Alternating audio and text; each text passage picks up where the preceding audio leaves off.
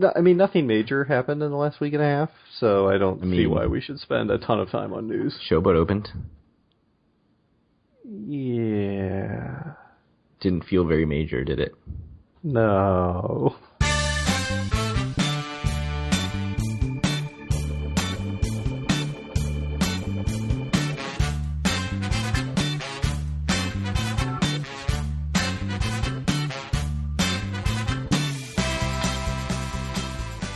Today is Sunday, July 17th, 2016, and this is episode 19 of Due for a Win, the Atlantic City and Casino Biz podcast. My name is Craig Stone with Kyle Askin.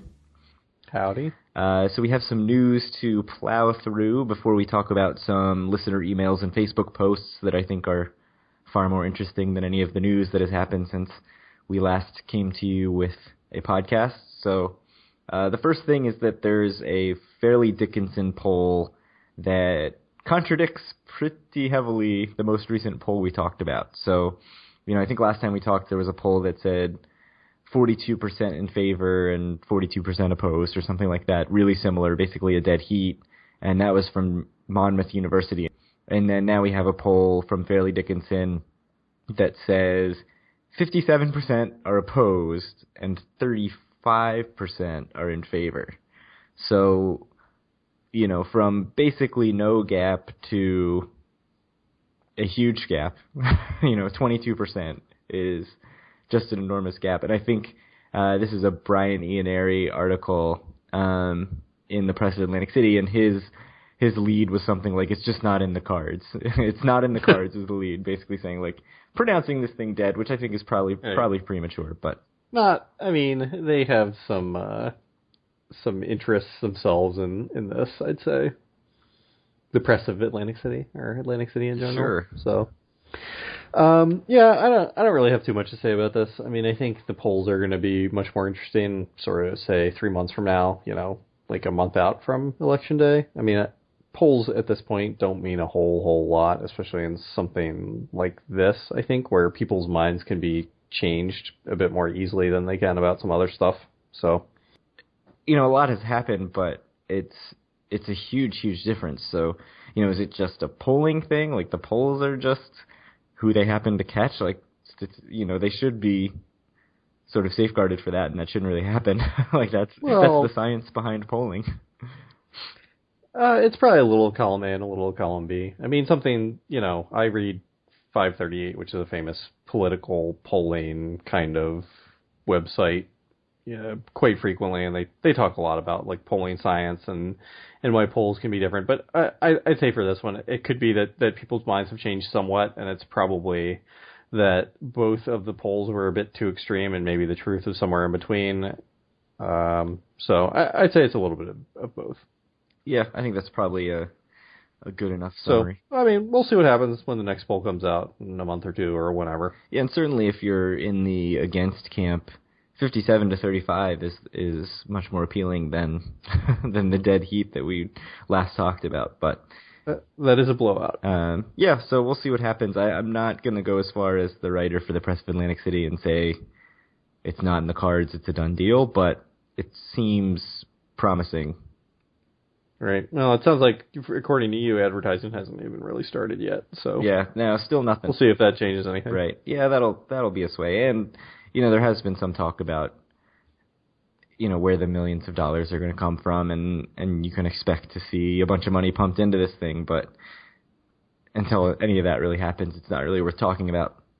Agreed. So speaking of nothing happening, Revel is apparently no closer to opening now than it was a month ago, and that is according to Nick Cuba of the Press of Atlantic City, who said that there are no inspections scheduled.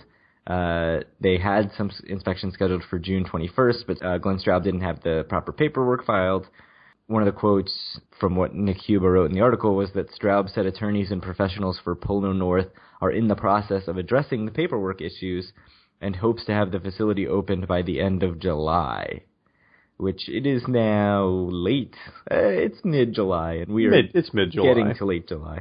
It is after the halfway point, but I'd still definitely say it's a mid-July. I wouldn't say this is late July. Right. So Nick Cuba specifically said no closer to opening this week than it was a month ago. I can't take credit for that. He wrote that, but that's pretty not promising. That's the opposite of promising. Hey, he says it'll be open by the end of July. If that's true, we'll at least tie our bet. So you'd have that going for you. Yeah, I said episode 20. It would be up by episode 20. Which is probably going to be posted 2 weeks from today, I guess. That is a good guess. And July 31st. So as long as they're telling the truth, it'll be a push. Yeah, because June 15th, he is definitely telling the truth about that also. Yep. So, and actually one of our friends, Dave, posted a poll on the Facebook group saying, when do you think the Rebel's actually going to open? And somebody came and added never as an option, which I don't think it's never. It won't be never. But 2017 was one of the more popular picks. Certainly after August, I think was the consensus. So yeah, I was torn between after August and 2017. See, I'm still I think he can get it. I'm like, he'll push it through August. Something will happen. Here's the thing: at some point, once you get late enough in the year, there's no reason to open up a casino in November, right? Why not just wait until April? So my thinking about saying August is yes, there's no point in opening a casino in November, but I still think, and really I think once you get late enough into the summer, there's no point in opening for a couple weeks and then getting into the off season. Exactly. But I think Straub would open it just to say, I did it. I told you I'd open. It's open. What do you want? And then the property would basically sit there with nobody in it for 5 months. But I don't know. I mean, I'm still saying August, but you're right. It really, the value of doing that or the benefit of doing that dwindles greatly every week that passes. I mean, every peak season weekend that goes by that it's not open makes it less reasonable to open it. Right. I mean, I think the thing to see that would give us a lot more information that I don't know the answer to, and maybe it's been reported, maybe it hasn't, but are all the employees hired for the Rebel? Because once employees are hired, I mean, that they really have to open because employees are expensive, and there's no reason to have employees on the payroll for a closed hotel casino. So Straub says he's subcontracting that all out. So basically, it sounds like the answer is no to me. So I don't think they have really any real impetus to open, other than Straub wants to. Yeah, I mean, I don't know. He claims that he's got companies contracted to do that. So who knows what that actually means? If that's even true, we don't know. I mean, so I would think, yeah, if they could open it up by the end of July, maybe it's worthwhile, maybe, or mid-August, maybe, and after that, is there a point? Yeah, I mean, there's no point in opening just for Labor Day weekend. No, I wouldn't open a casino in September. It makes no sense. Yeah. In Atlantic City, anyway, it doesn't make sense with how seasonal it is. That is true. So there was a rumor that our listener Ed tweeted. It was a link to Casino Daily News, or Casino News Daily, sorry, an article that says that Center Plan Companies, which I've never heard of, their CEO, Robert Landino, has apparently discussed a deal to join up with the Revel Project. And so Center Plan's this development company in Connecticut, I think, and they basically have done, a Stop and Shop and a Rite Aid and a Family Dollar and one residential development. So they haven't done huge projects, but for all I know, this is some big company. It certainly, the article certainly made it out to be this was a big deal, but apparently Landino has filed for Revel Beach North LLC as a company, but he pointed out that it would take months before there's any sort of official announcement, and it was totally possible that nothing would come of it. Christian Hetrick from the Press of AC went and did some investigation, and apparently on Tuesday of last week, Glenn Straub said, I don't even recognize this dude's name. What are you talking about? And then on Wednesday, he said that Landino's company was being considered to operate the property's casino.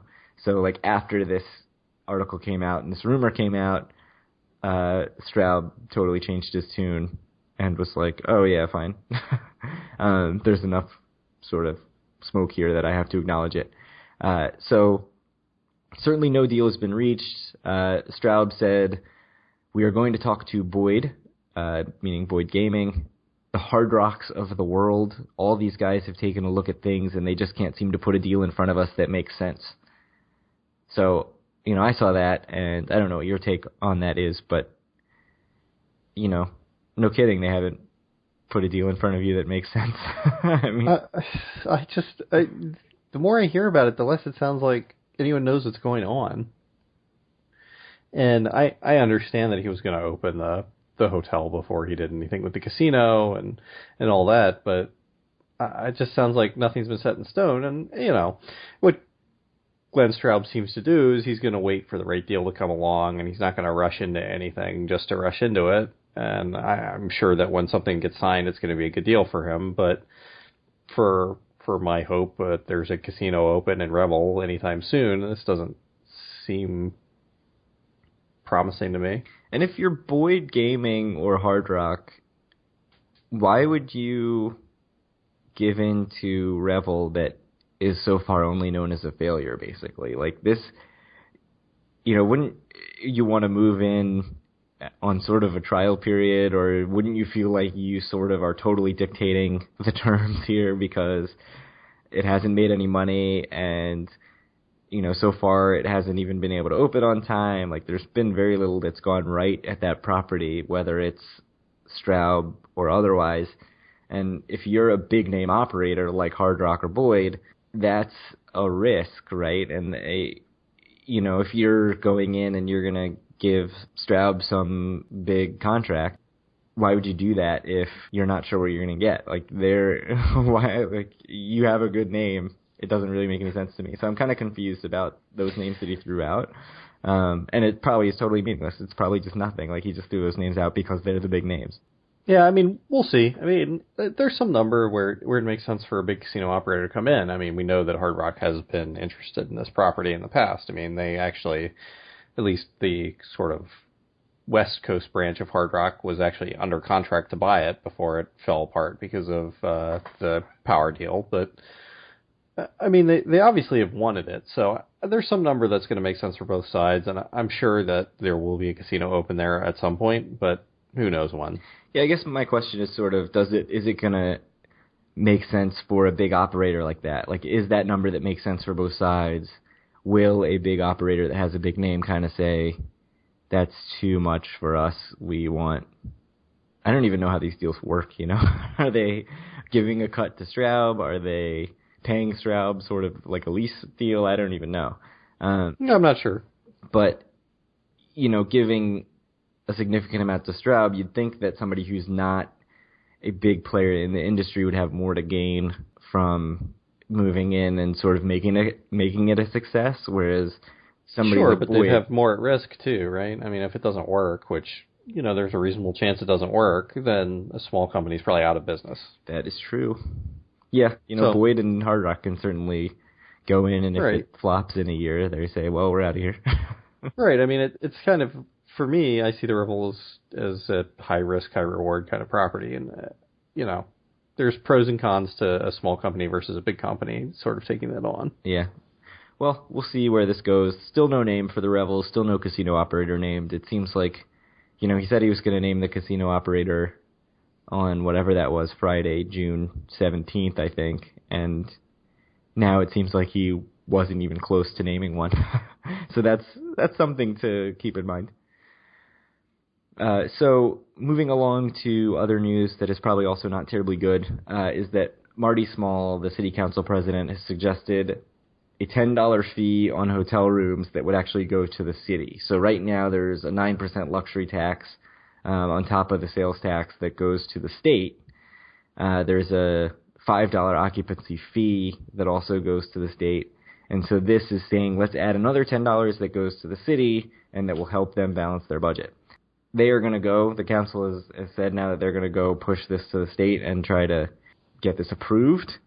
I don't know, how do you feel about another $10 in fees on your Atlantic City rooms? I mean, I would like not to have $10 more in fees, but I understand that, the state's told them that they have to balance their budget or else, and they have to make the money somewhere, right? So it seems like an obvious choice in that it's something that doesn't affect most of the electorate directly. This is going to be a cost that tourists pay. And, I mean, it makes perfect sense. But so long term is the downside that you get consumers saying, "Oh, geez, here's another way that I'm getting nickeled and dimed on these rooms." Like, a big draw of Atlantic City is that it's a cheap getaway. That's certainly a big reason that I go. And then if you keep adding up these fees, and all of a sudden, it's not a cheap getaway anymore, or even if it's not about the price and it's just about nuisance. Like, you book a room at a certain price and it just keeps tacking on to that. At this point you're talking, that would be like $38 on a Caesars room on top of the advertised rate and tax. Like, before you even talk about tax, like, that's a pretty big fee. Like, that's a pretty big hike in the price. And so to me, I think you're risking another thing that keeps people from coming and staying overnight, which is something that obviously they really want. So, like, yes, I understand that they're in dire straits, but to me, I'm just worried that it's something that is a solution for something in the short term that causes a bigger sort of decline in the long term. It's possible, but I mean, they can't worry about the long term right now. They have 4 months to balance their budget or else. Right? I mean, I don't know what they can do.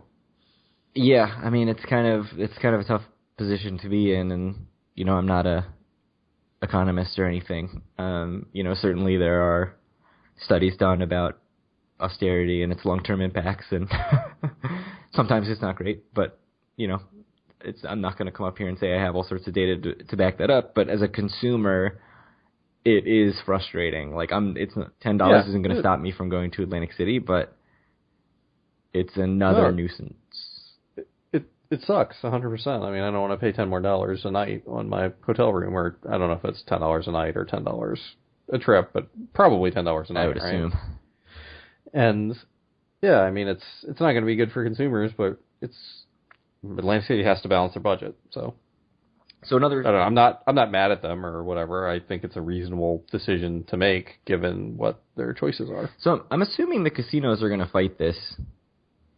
I would if I were a casino. Right, going to the state level. Like, why would you do something that adds to the cost to the consumer that you don't see a penny of, right? Like that, there's in no way is that good for the casinos. So yeah, it'll be interesting to see. I wouldn't be surprised if the state just says no, it's not going to happen. But another thing that Small suggested was a wage tax on people who work in Atlantic City and live outside of Atlantic City. I don't really know anything about the politics of that or, the likelihood of that or anything, but it's just sort of another thing to throw out there that he suggested in the effort to balance their budget. So, I mean, I'd say for me personally and like my worldview, like that's a bit more concerning to me than a tax on consumers. I mean, that hurts people who have been like probably honestly like hurt pretty badly by the downturn already, and not a whole lot of people that work in Atlantic City live in Atlantic City. I wouldn't think. I'd say most of them probably come from neighboring towns, but I don't know. Yeah, I mean, it's tough to say. I don't really know. I mean, I don't think it really affects me as the consumer. So like, no, it doesn't. So in that aspect, it's like, well, the $10 affects me $10 worth every time I go, whereas this doesn't affect me at all. But you're right. There's something a little bit unsettling about that. Although, New Jersey does have a rule that if you're a state employee, even in like public school or something, you have to live in New Jersey, which always struck me as kind of strange because if New York made a similar rule, it would like totally screw New Jersey because so many people live in New Jersey and are state employees in New York City. Would it, or would it totally screw New York? That's a good question. Right? I mean, it's not good for either party. I would assume that a lot of people would move from their New Jersey suburbs to their New York suburbs to New York suburbs. But I don't know. Maybe that's wrong. I mean, but there's not really that many New York suburbs of New York City, right? It's all New Jersey and Connecticut. No, sure. There are plenty, like Westchester County, that whole area. Yonkers. Yeah, I mean, there's a lot. That's not a conversation for this podcast. Yeah, we can move on. So we have some Facebook group posts that I think are worth sharing.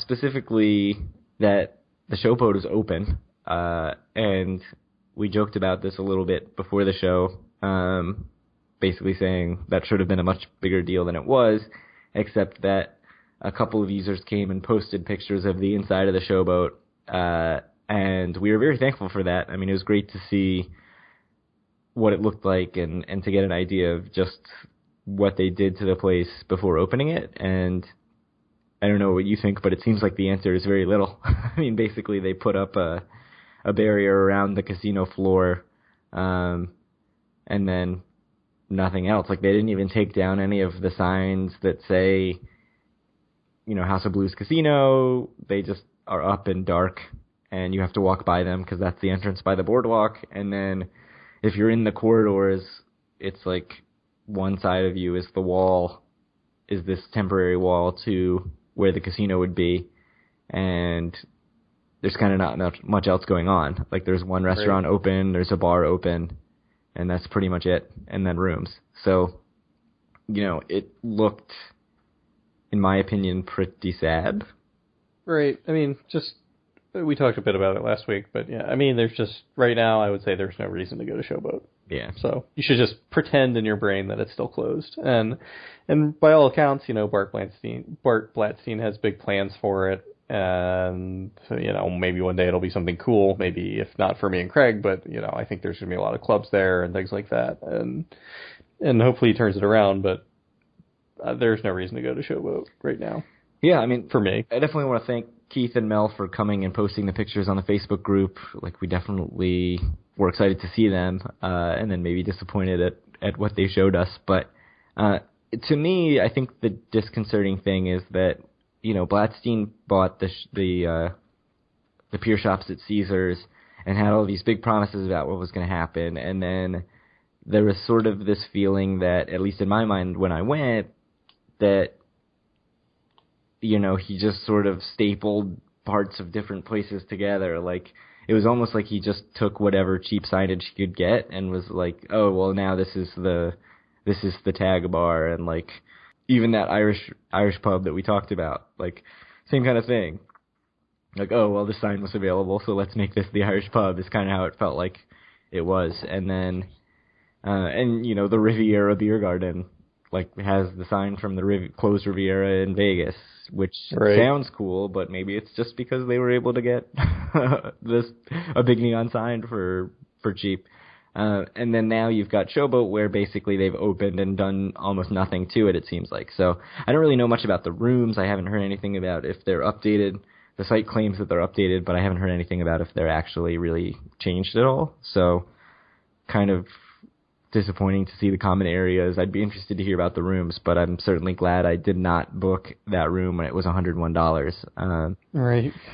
So we can talk more about where I did book instead in a few minutes, but also on the Facebook group, we got photos of new stuff that actually is new and looks done and ready to go at Borgata. So not too surprising that Borgata has their shit together.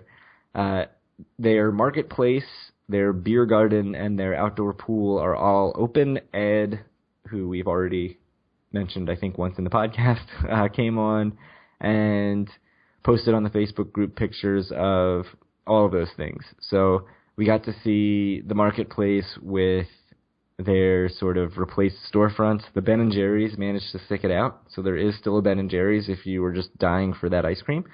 But otherwise, I don't know. What did you think about the marketplace pictures? I mean, it seems like a lot of it is similar to what Harris did, in that it took a lot of their branded stores and made them unbranded. Instead of having Fat Burger now, they have burgers, and instead of having whatever the pizza place was down there, they just have pizza. Yeah, it's like Pizzata or something. Yeah. So, I don't know. I'm sure it's going to be, like, mostly the same. I mean, you know that I'll be sad that Fatburger's not there anymore, but I'm sure that the experience isn't too terribly different. I won't know until I go, though. So one thing I thought is that the retail experience that they talk about, to me, when I looked at it, it looked a little bit like something you'd see in an airport terminal. So that wasn't too exciting. Like, I thought maybe it would be a little bit more fleshed out, and maybe it does. Like, maybe it is, and you go down, and it's just that the pictures don't do it justice, and it's much cooler than that. But, you know, I was sort of half expecting it to be like Hudson News or whatever that big company is that's in every airport. So when you lived in the area, did you ever go to Eatsy's when it was in Rockville? That's what it sounded like it was going to be like to me, and it seems like it might be similar to that one day, but when I saw it, it wasn't similar to it at all to me. Yeah, that's a good point, and there's certainly other places like that. Because Eatsy's was like an Italian grocery, and it had like 3 different spots you could buy food inside of it as well that were all sort of separate. Yeah, although it doesn't really look like that right now. No, it didn't look like that to me, but that's what it sounded like. So to me, it looks basically very similar to the cafeteria. Yeah, so I'm wondering if there's some view that we didn't see, like if, you know, when you go down that escalator to the right is all the restaurants. I mean, I'm assuming to the left, because they talk about how there's going to be, you know, dining in the shops. Like, you can basically sit down at I think it was like the wine cellar or something and eat. You know, we didn't see that, so I'm assuming that's off to the left in that space that was basically just sort of a bunch of booths that never got used because it never got that crowded. But we didn't see that, so I am going next week. I don't know if I'll make it to Borgata, but I'll try to go check it out if I do. You should. But Philip, who is another listener on the Facebook group, went and checked out the pool and the beer garden, and he said that they're definitely going for a Vegas pool feel and trying to attract millennials. And he said it was very crowded, and the prices were a little high at the beer garden, he thought. But couldn't really argue with the results because people were there and drinking. And we did see pictures from Ed of the pool and beer garden, and, you know, it looks fine. The view from the beer garden is definitely very parking deck centric. Yeah, I think Neil's the one that said that. Which my brother actually pointed that out to me. He sent me like an aerial view from Google Maps of where it was going to be, and he was like, "This is going to have the parking garage on 2 sides. Like, I don't understand what they're going to do." And I was like, "They'll figure it out. They'll figure out a way to cover it up, and you won't even see the parking deck when you're there. When you're there, you'll have like trees or whatever." Like, no, they don't. You see the parking garage big time. So thanks definitely to Ed and to Philip for posting and adding so much to the Facebook group, because it really, I think, adds to the conversation. And, like, obviously we can't get down every week to check these things out, so it's just really awesome to see what's going on and to get an update from you guys.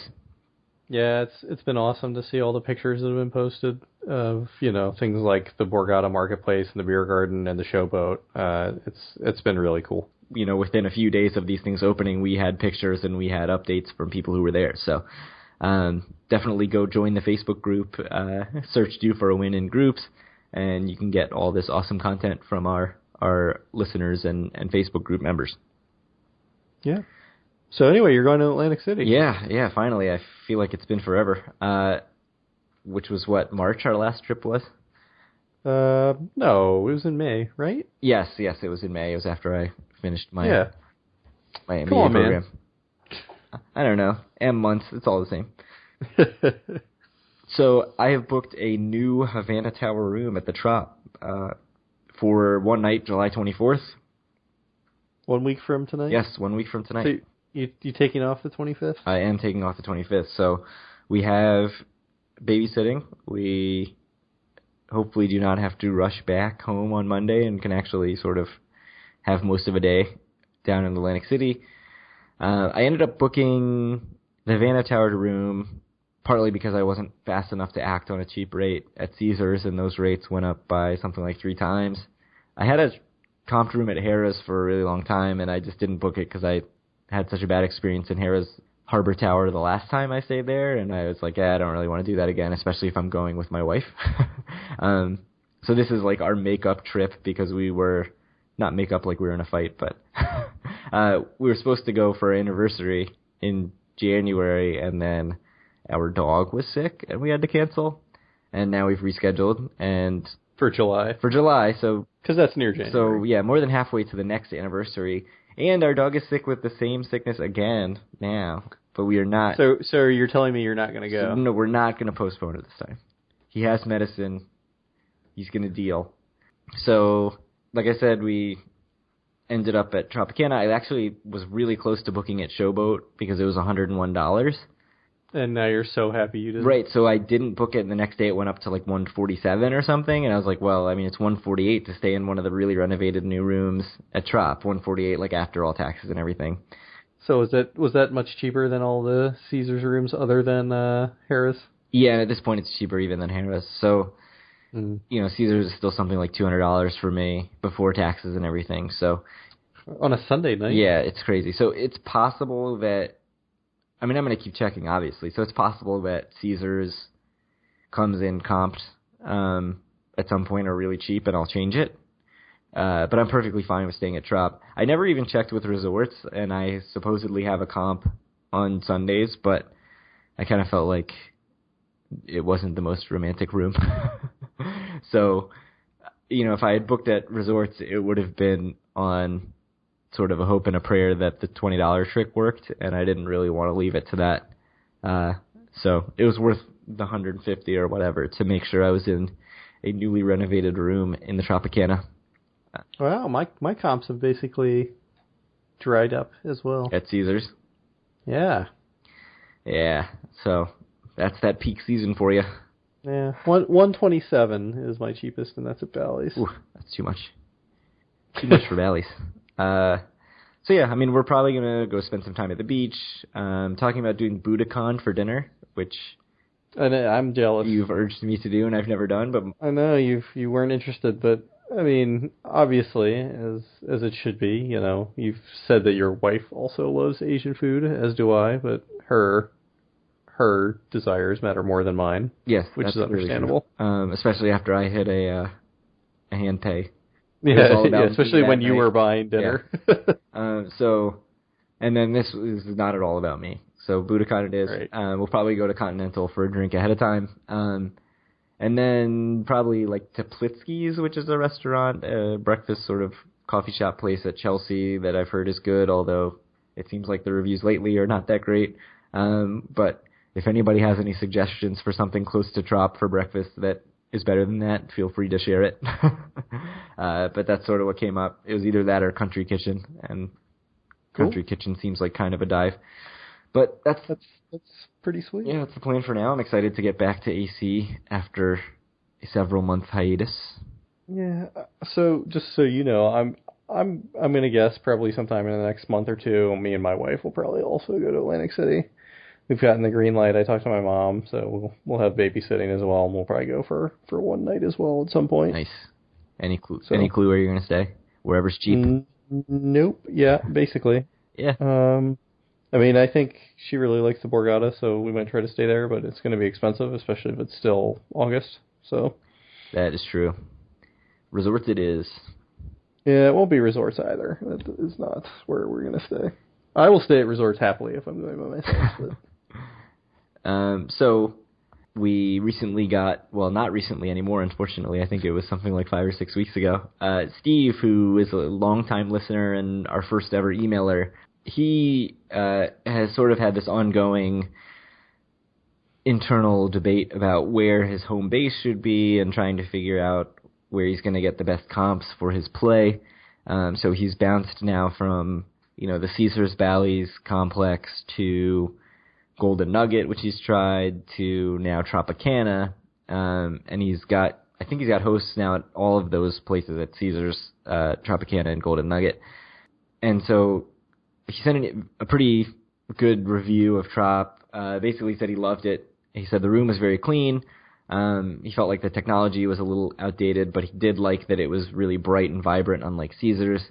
He said he's a little skeptical going in because he'd heard Trop was more of a party place, but he thought they did a pretty good job of separating it, which I agree with totally. Like the quarter is pretty separate from the casino, so you kind of don't get the spillover of all the club goers spilling out into the casino the way you do at maybe Golden Nugget, where Haven is like just off the casino floor. So he did like that.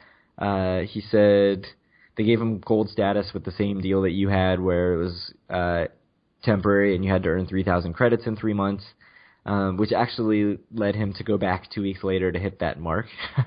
I think that was probably a big part of the reason he went back. But so when he went back 2 weeks later, he stayed in a North Tower suite. He said the suite was amazing. So these are pretty newly renovated. These were the most recent renovated ones before the Havana Tower. I think they were done last year. So he said the room was awesome. Living room, bar area, and a wine fridge, 2 bedrooms, and 3 bathrooms. So they were not skimping on Steve's room. But he did sort of come up with some strikes against it. They were there a Wednesday into Thursday, and Thursday morning there were only 2 3-card poker tables open. They were both packed. I think they were like a $5 table and a $10 table. And he went to the pit boss and basically said, hey, can you open another table? These 2 tables are packed. We'll play much higher limits than what you've got open. And the pit boss basically said they didn't have any dealers available, which is kind of surprising that they don't have any sort of standby staff in this event, but I don't really know how the dealer rotation works well enough to know if that's weird or not. So what else? He said, well, one thing that he mentioned on both trips is that he felt like the ratings on table play was off quite a bit. Part of that is, he's playing craps and 3-card poker, and craps is really hard to track. If you listen to You Can Bet on That, they talk about this all the time. Like, they'll go on one trip and they'll get, hundreds of tier credits, and they'll go another trip and they'll get 30 tier credits or something, which is ridiculous.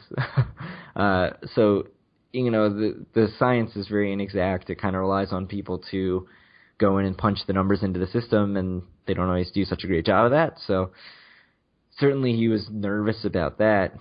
And one of the things he was actually asking, because he was saying his 3-card poker play was pretty accurately represented, and then his craps play seemed to be really underrepresented. And if you just took the average hands, the craps play really dragged down his average hand value. So he was wondering if it made sense to just not play craps at Tropicana and split off his craps play elsewhere, so it didn't hurt his average daily hand value. I don't know if you want to take a crack at what the smart play is there. So, I mean, for me, and I know, obviously everyone that goes and gambles has different goals that they want. Steve includes some numbers of what he's bets and stuff in his emails to us, and I think he's in no danger of, as someone who has said that he just wants a clean room and maybe to get his meals picked up there. I don't think there's too much of a chance that it doesn't happen for him regardless of what he does. And so, and also, as you said, craps is a very, very, very hard game, I think, for the casino to track, just because, people change their bets so often. A lot of it goes on feel, much more so than, let's say, blackjack or 3-card poker, where, your bets can change, but it's, you're betting in one place. It's not nearly as complicated. Craps, it's each of your bets actually probably gets rated differently. Odds don't get rated at all, so anything you put behind your bet matters 0 in your rating. It's just not there. And, probably hard ways matter a lot more than your pass or don't pass bet. So, I mean, craps seems like a hard thing to rate. But for Steve personally, I think that he's not in any danger of losing his room and board comps. So I don't think he should sweat it as much as he is.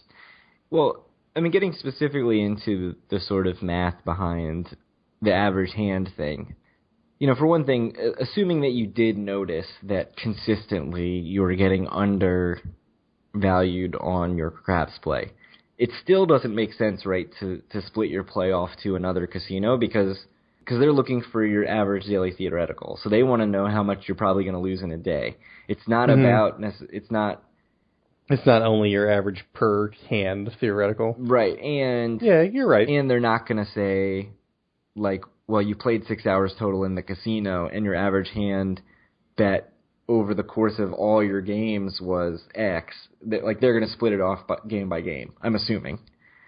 Right. So they're not going to say, like, oh, well, yeah, you bet $100 on 3-card poker, but you only bet 20 on craps, so your average bet is actually, like, $60. Like, I don't think it would work that way. I think it's going to say, like, if you play 3-card poker at $100 a hand for 2 hours, and then you play craps and you're only rated at $20 a hand for another hour, that's just adding on. It's not actually like somehow retracting your your average daily theoretical, because it's all additional. So I don't think it makes any sense to split off. I'll say that. Nope. But unless, I mean, the only thing I have to say is maybe if you go on a trip somewhere else and you have a choice, like if I'm only going to play craps here or I'm not going to play at all, like then maybe it's a bad idea to go somewhere and play something with very low bets. Yes, yeah, and if especially if you sort of know that you're getting underrated. Well, I'm not saying you get underrated in craps. I'm saying that craps is hard to rate properly, so you might get overrated, you might get underrated, but it's not like blackjack. It's not like 3-card poker. Yeah, but I think the big thing, sort of, I'm not a big craps player, but the big thing I've taken away from listening to You Can Bet on That, which I'll reference again, is that it's really inconsistent even at one casino. So even if they've underrated you this one time, there's a very, very good chance that you'll go again and it'll be much, much higher. And so it's going to fluctuate a lot because that's just the nature of the game. So I wouldn't worry about that too much after 1 or 2 stays. I think if you see it every single stay, then you may have a decision to make. But even then, it's probably not worth splitting off your craps play to somewhere else if you really like a property and you really enjoy other things there. Like, it's not going to jeopardize your comps there. So just to talk about something else he mentioned, it's something I noticed as well in the mornings at Trop. They do not have a lot of tables open at all in general. So that is something to keep in mind. Like, when I was there, I think they may have had 1 craps table open early in the morning, and it was packed, so I couldn't play either. It may have been 2, but I think it was 1. But they do not have a lot of tables open at all in the morning. They had 0 tiles tables open for a lot of the time I was there. Yeah, I mean, one of the things I struggle with Trop, or have struggled with the last couple times we've gone, is that, except for the Asian room, the main tables like blackjack and 3-card poker and stuff are really crowded and have several rows deep of people, if you're there on peak time. So it kind of makes it difficult to just sort of leisurely wander around and play, which is sort of how I do my gambling. I don't want to go someplace and stand and wait in line to play. I want to just sort of wander around and be like, oh, this looks like a good table, and sit. And, like, for me, I mean, I'm sure the vast majority of our listeners disagree with me, but for me, a lot of tables, there's obviously X number of seats, and that's how many seats there are at the table. But with craps, you can kind of, like, cram a lot of people around the table, but I do not like being crammed into a craps table. I'd much rather have a little bit of space around me, at least. Yeah, oh yeah, I won't squeeze in if there's, already 8 people at the table. I'm not going to be the 9th. A craps table can certainly hold more than 8, but... 8's just a number out of my ass. Yes, that is not. But, I don't want to be like I don't know. 13th, 15th. The 12th or something, sure. Yeah. So one thing that Steve mentioned that we've actually talked about a little bit is, what should his home base be? And he's wondering, basically, we've talked about, he's been to Golden Nugget, he's been to Caesars, he's been to Trop. He really had glowing things to say about Trop. He has glowing things to say about his host at Golden Nugget, but he didn't love the rooms there.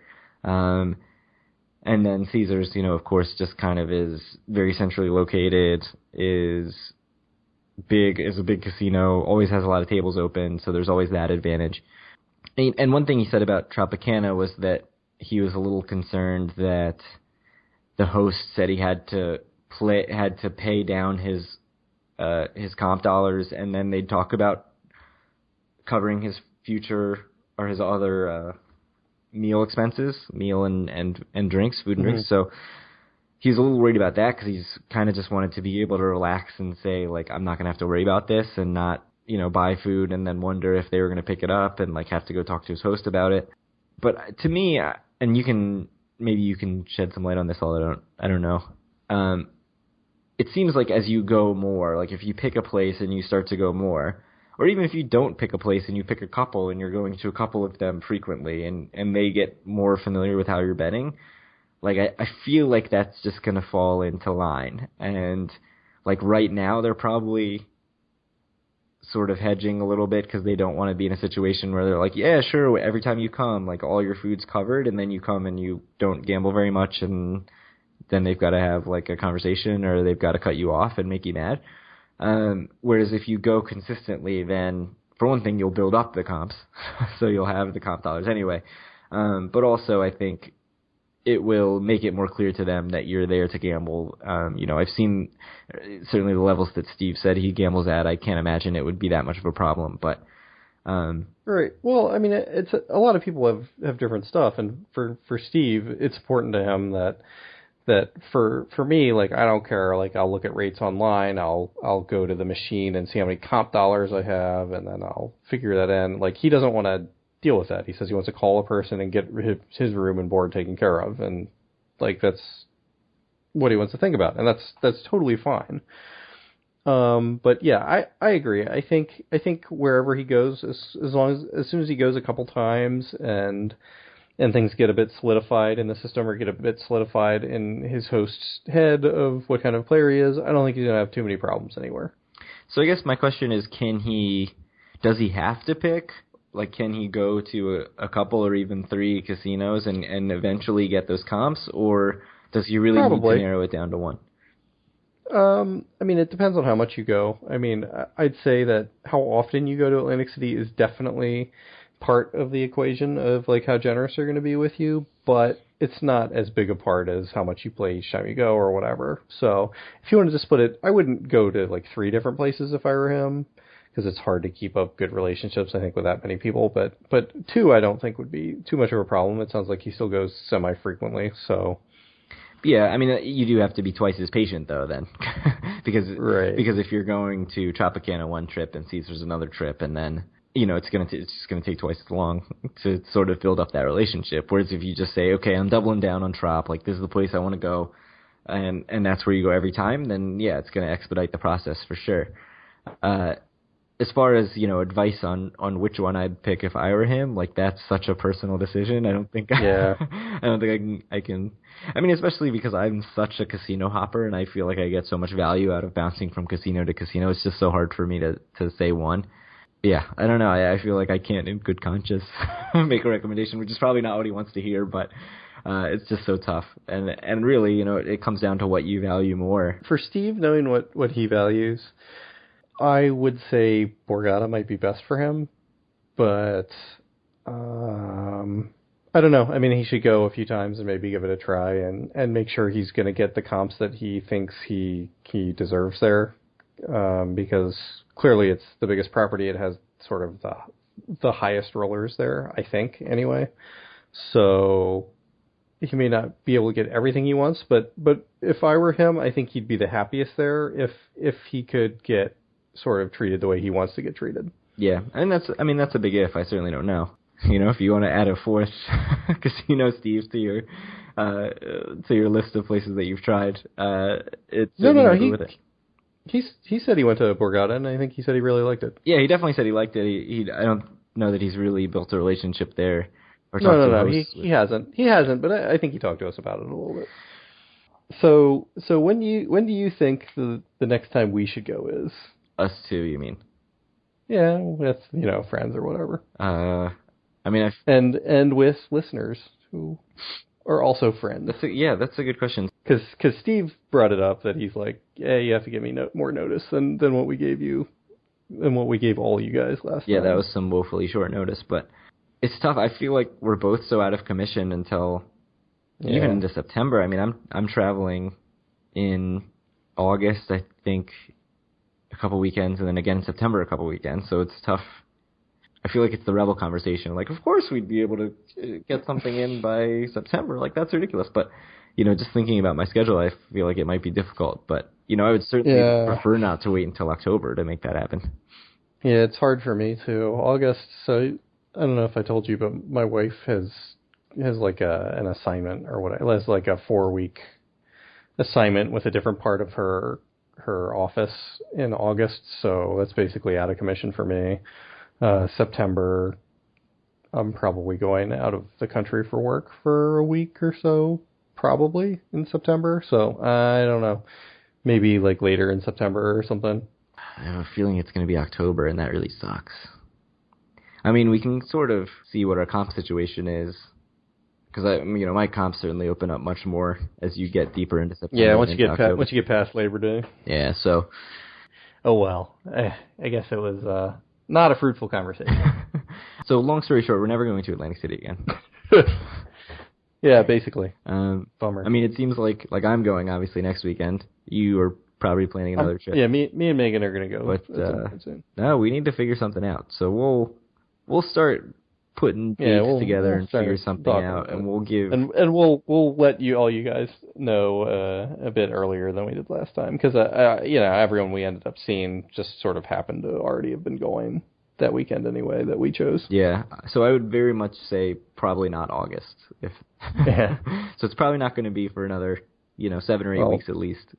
For me, August is much better than September. August is really rough. It sounds like the weekends at least. August is very bad for you.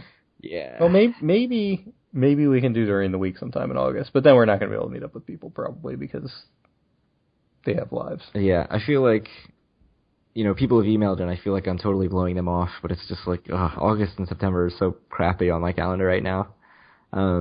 So it's honestly, I'm not just like being a dick and avoiding everybody. It's like life is getting in the way, as we've said every episode, I think, for the past 3 episodes. But we'll put our 2 calendars together and figure something out. Yeah, we'll figure something out. We'll try to keep you guys in the loop. Yep. All right, I think we're probably right about at the hour mark. Do you have anything else you want to talk about before we sign off? I don't think so. Apologies to Paul for putting you off yet again.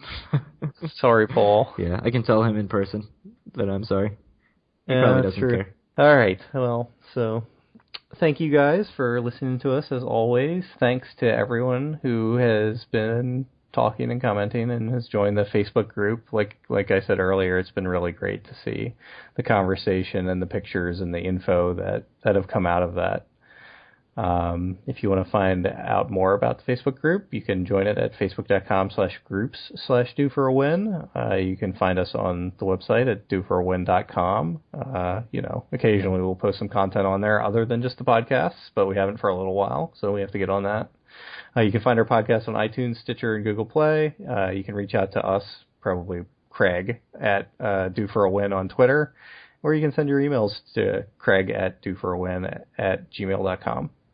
Yep, sounds good, and we'll be back in a couple weeks, hopefully with some more detail about a future plan, but yeah. I probably wouldn't bet on it. Hopefully hopefully not with me winning a bet. Hopefully Revel is fully up and running, the casino's awesome, and it's great, but probably with me winning a bet on the 31st. Yeah, but at the very least I'll have a trip report. I'll have some info to talk about. Oh, that's true, yeah. Oh, that'll be great. Yeah, so, thanks everyone, and we'll talk to you in a couple weeks. Yep, see ya.